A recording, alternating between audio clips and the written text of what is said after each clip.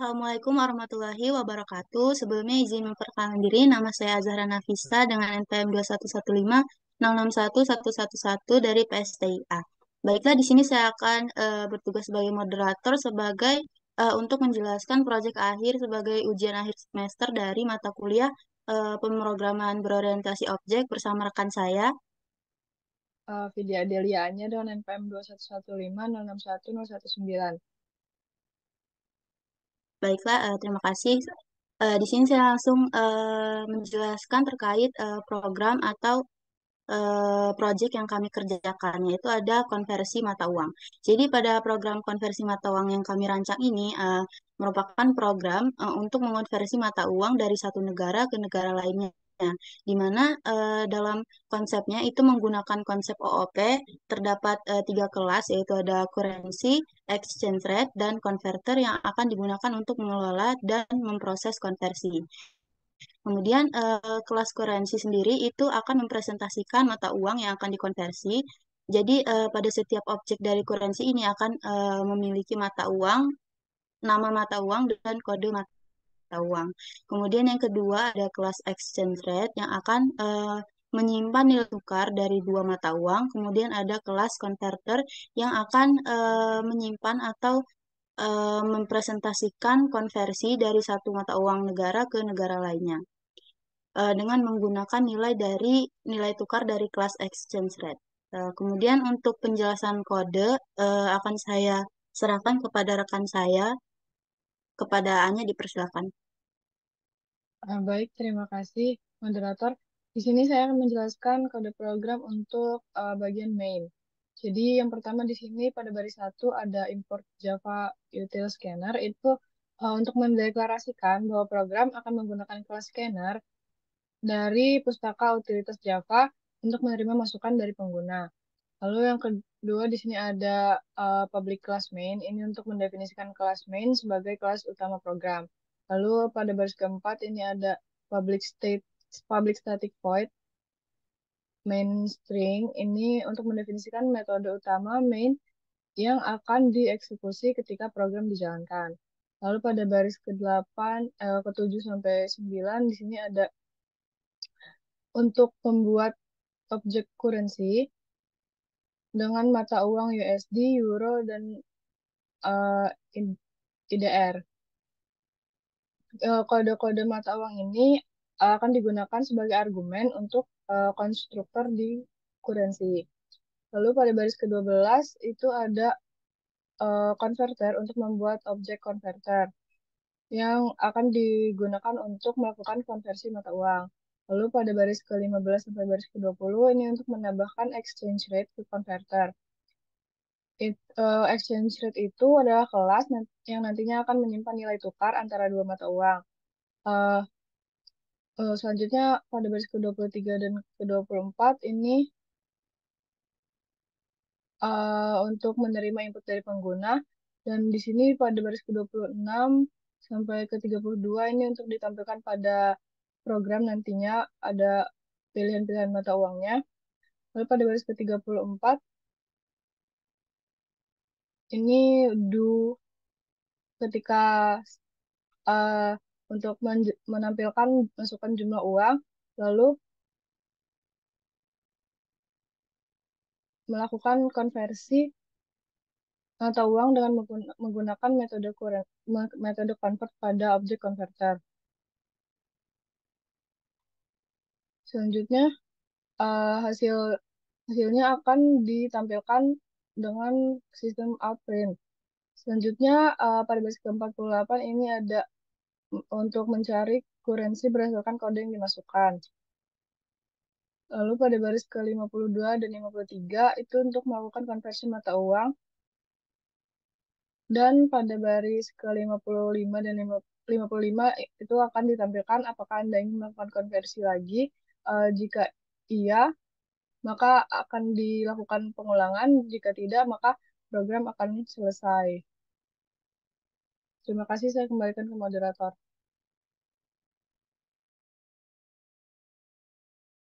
Baik, terima kasih. Selanjutnya itu akan saya jelaskan dari kelas kurensi. Bisa dibuka. kelasnya. Nah, baiklah di sini ada kelas kurensi yang dipakai di fungsi main, di mana pada kelas kurensi ini itu pada baris pertama ada public class kurensi, yaitu untuk mendefinisikan kelas kurensi sebagai kelas yang public. Kemudian ada private string code untuk mendeklarasikan variabel kode sebagai variabel pribadi yang bertipe data string. Artinya variabel ini akan digunakan untuk menyimpan kode mata uang dan akan dipakai di kelas ini sendiri. Kemudian ada deklarasi dari nama. Jadi nama ini akan digunakan untuk menyimpan nama mata uang. Kemudian selanjutnya ada public currency, di mana itu akan mendefinisikan konstruktor kurensi dengan dua parameter. Dapat dilihat pada kode itu ada string kode dan string name. Jadi konstruktor ini digunakan untuk membuat objek kurensi dengan menginisialisasi nilai dari kode dan nama. Kemudian pada baris ke-6 dan 7 itu merupakan untuk mengatur nilai variabel kode dan nama dengan nilai yang diberikan sebagai argumen konstruktor. Kemudian ada public string get code yang digunakan untuk mendefinisikan metode untuk dapat mengembalikan nilai dari variabel kode.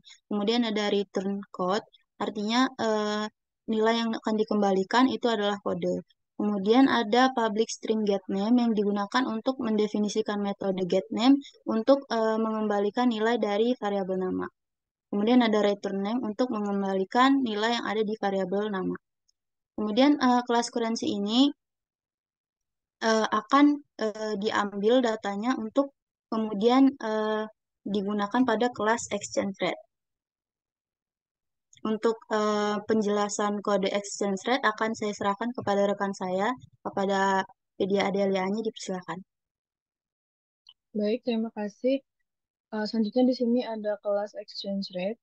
Yang pertama di sini ada public class exchange rate. Ini untuk mendefinisikan kelas exchange rate sebagai kelas publik. Lalu pada baris kedua ada private currency from currency untuk mendeklarasikan variabel from currency sebagai variabel pribadi yang bertipe data currency. Variabel ini nanti akan digunakan untuk menyimpan mata uang asal. Lalu ada private currency to currency untuk mendeklarasikan variabel to currency sebagai variabel pribadi yang bertipe data currency. Variabel ini akan digunakan untuk menyimpan mata uang tujuan. Lalu yang keempat ada private double rate untuk mendeklarasikan variabel rate sebagai variabel pribadi yang bertipe data double. Variabel ini nanti akan digunakan untuk menyimpan nilai tukar antara mata uang asal dan mata uang tujuan.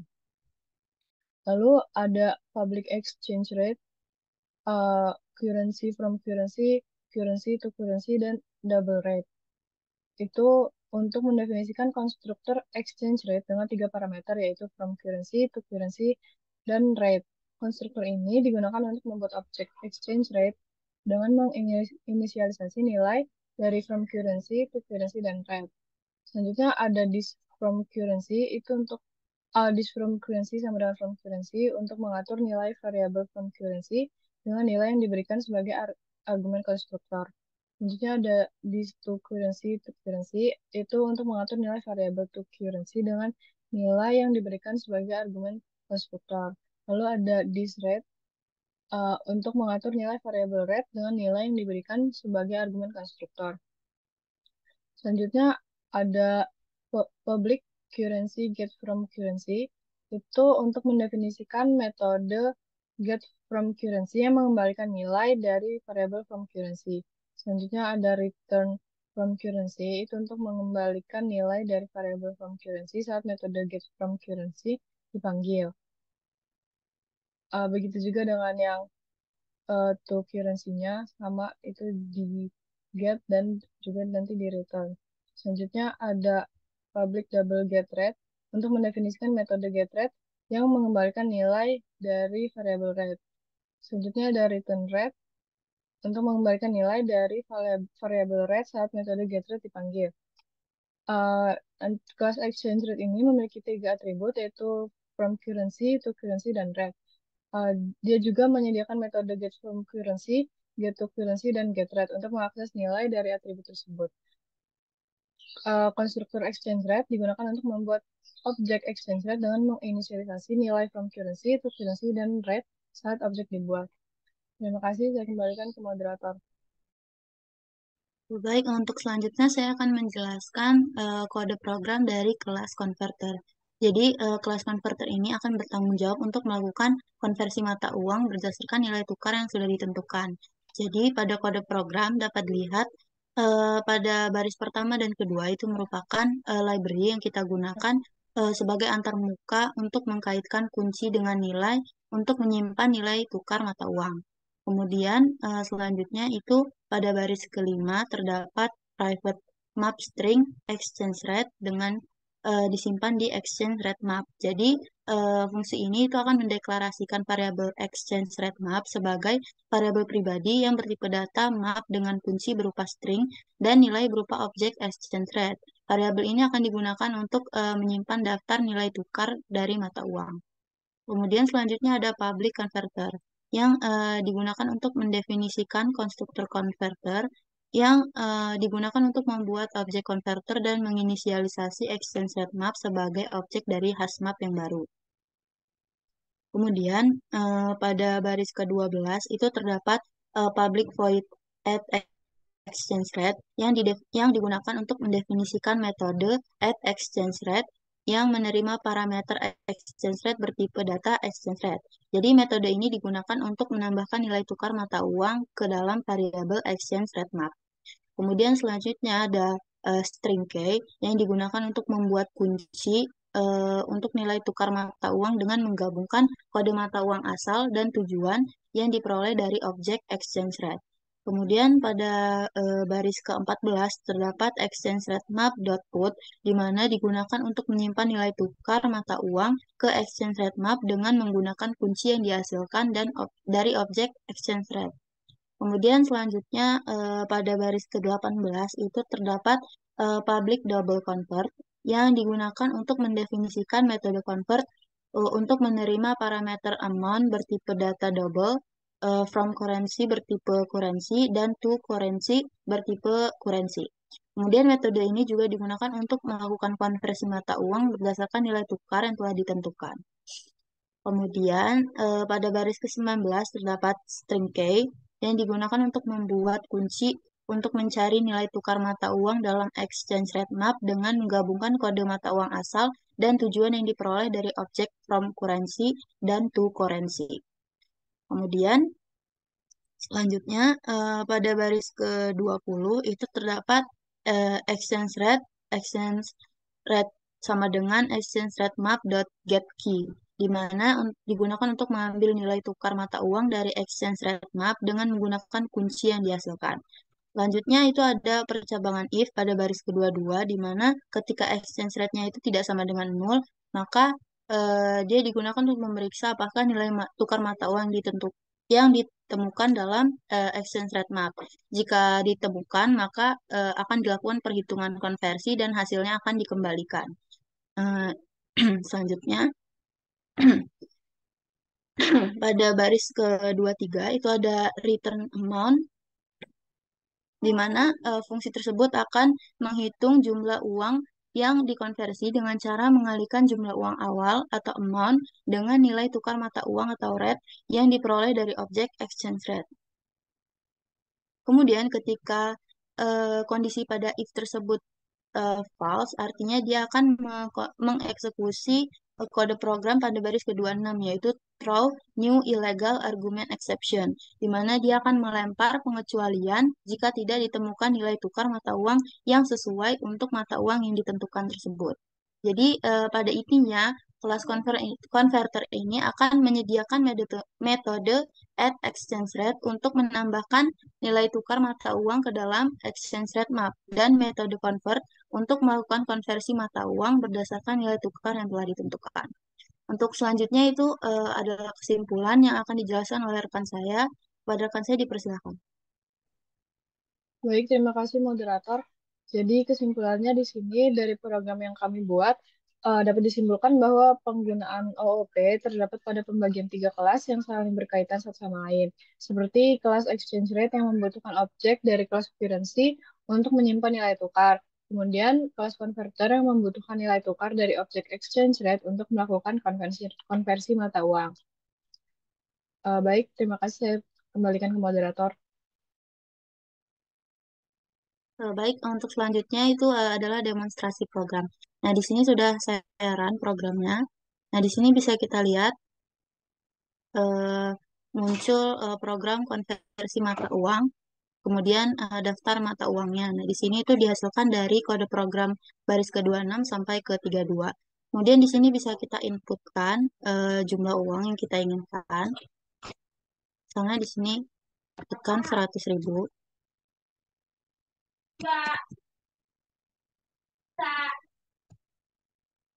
Kemudian di sini IDR ke euro. Nah, di sini bisa kita lihat akan muncul hasil konversinya di mana 100 rupiah itu sama dengan 6,1 euro. Kemudian di sini akan ada pertanyaan apakah Anda ingin melakukan konversi lagi, itu dihasilkan dari perulangan do while, di mana di sini akan muncul pilihan iya atau tidak. Jika kita pilih iya, maka dia akan mengulang lagi untuk masukkan jumlah uang. Misalnya di sini 1, kemudian US dollar, lalu IDR. Nah, di sini akan muncul lagi hasil konversinya di mana 1 US dollar itu sama dengan 14.000 IDR. Nah, kemudian jika di sini kita masukkan tidak, maka dia program tersebut akan selesai. Baiklah, cukup sekian demonstrasi program yang bisa saya jelaskan. Apabila ada kesalahan, kami mohon maaf. Kami akhiri. Wassalamualaikum warahmatullahi wabarakatuh.